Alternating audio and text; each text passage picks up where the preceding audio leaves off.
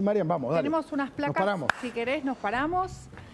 Bueno, el Papa había convocado a un sínodo en la Amazonia, sobre la Amazonia, en Roma, perdón, y ahí tenían que hablar de los temas que eran necesarios conversar, de los debates.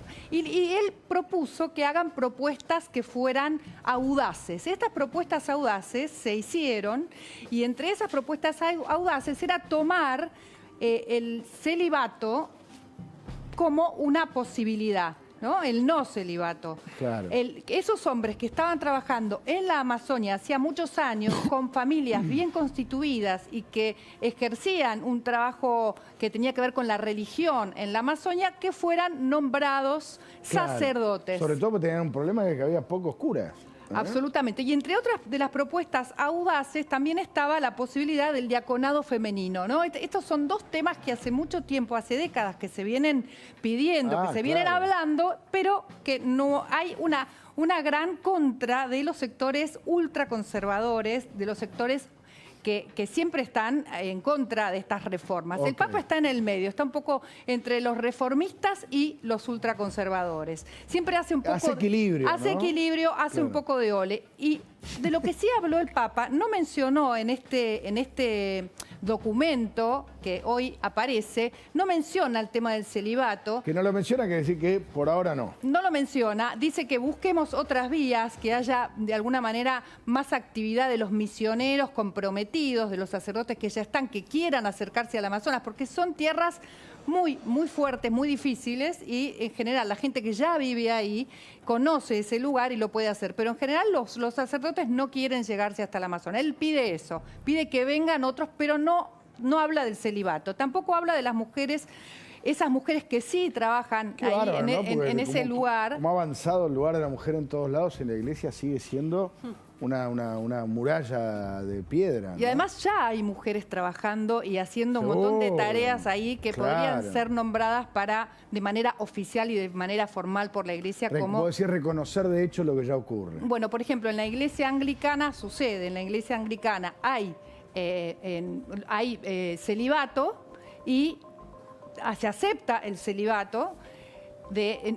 No hay celibato, se acepta que los sacerdotes estén casados, estén casados, y al mismo tiempo también hay mujeres sacerdotisas. Eso sucede en la iglesia anglicana. Pero volvamos a la... Con lugares como obispos, no sé si llamarla obispas, pero en la iglesia anglicana ocupan lugares jerárquicos dentro de la estructura.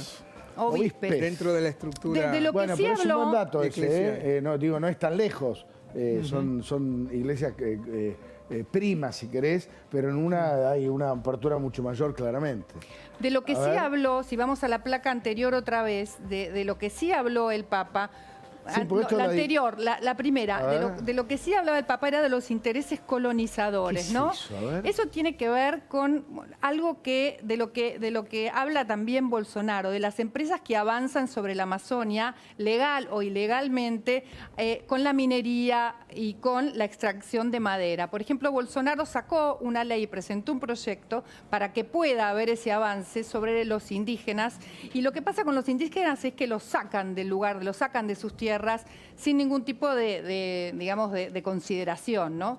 El Papa también está siempre hablando de los derechos de los pobres y también de la custodia de la naturaleza y del cambio climático. Bueno, todos estos temas... sí, el de la naturaleza, claramente es una agenda que instaló el Papa Francisco, ¿no? Todos estos temas tienen la contra de los ultraconservadores de Estados Unidos y de Europa, de la parte de la iglesia ultraconservadora. Incluso el Papa sufrió en un momento casi un golpe por el Carlo María Viganò, que es un ex nuncio de Estados Unidos, que quería correrlo, porque hay un montón de gestos que hace el Papa, que si querés vamos a la próxima placa, gestos que tuvieron que ver, por ejemplo, en Irlanda, con un mea culpa, y hablar de vergüenza y arrepentimiento por los abusos sexuales. Después de pronunciarse el Papa en Irlanda sobre este tema, este ex nuncio de Estados Unidos, Carlo María Viganò, pidió que renunciara. ¿Que renunciara a quién? El Papa, que renunciara a Bergoglio. Pero justo en Estados Unidos donde hay un montón de denuncias de abusos sexuales. Claro, pero lo que pasa es que dentro de la Iglesia, en Estados Unidos, estos intereses son muy quieren fuertes. Que ni se hable del tema. Que ni se hable del tema, que ni se hable de cambio climático, porque los intereses también están sobre la avanzada de las empresas, etcétera, etcétera.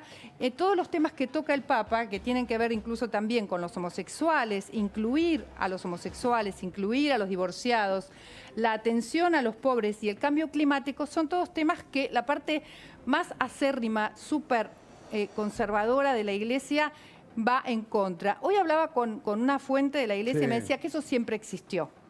Claro, siempre existieron los dos polos, ¿no? Que siempre existieron los dos polos y que siempre hay un sector ultraconservador de la Iglesia que intenta contrarrestar estas reformas y estos avances. Imagínate, hablar de abusos sexuales, exponerlo y hacer un mea culpa es algo muy significativo para la Iglesia. Sí, ¿no? hay que hablar reconocerlo. De instituciones o de estados, si querés, que tienen muchos más años.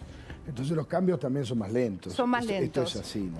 De todas maneras, dejaron abierta la posibilidad de volver a hablar del celibato, de volver a hablar de cambiar esta situación, de poder seguir conversando sobre este tema. O sea que el Papa dice que no lo nombra, pero no lo cierra. O sea, por ahora no.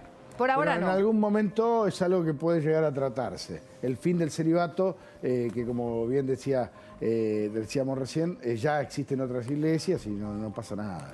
No pasa absolutamente nada. Bueno, en la iglesia anglicana como ejemplo. Bueno, tenían un poco de miedo porque al haber este antecedente, sobre todo de la iglesia anglicana, donde hay sacerdotisas, donde hay mujeres y donde no hay celibato, había un antecedente de una posible reforma en la iglesia y este sector más conservador evidentemente ganó esta batalla. Este sínodo era una batalla en esa guerra que hace tiempo está librando Francisco, de la que no habla demasiado, pero en la que está inmerso, y él la maneja de una manera muy diplomática. No va en contra de ellos, sino que se mueve y hace un poco de ole y sigue avanzando y sigue dando gestos de una u otra forma sobre cambios en la iglesia. Gracias, Marian. Vamos a una pequeña pausa, vamos al Congreso enseguida a ver qué está pasando y seguimos. Dale.